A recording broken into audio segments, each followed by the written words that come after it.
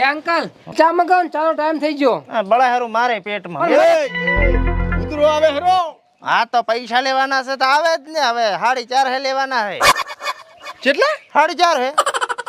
તમે એટલા બધા એટલે મોન તો જ નતો, બહે ઉપર વધતો જ નતો. આ તો છેલ્લે 4.5 હે. મડ પકડાયું, પૂછા ને. માટ બનાવ્યો છે. અજા પણ ઈ ભૂદરો નથી. આ તો ઓલો આપડા ભેગો મજૂરીએ નથી આવતો. 2.5 રૂપિયામાં દાડીએ હા ઈ આવે હરો. તો એ ભલે ના આવતો.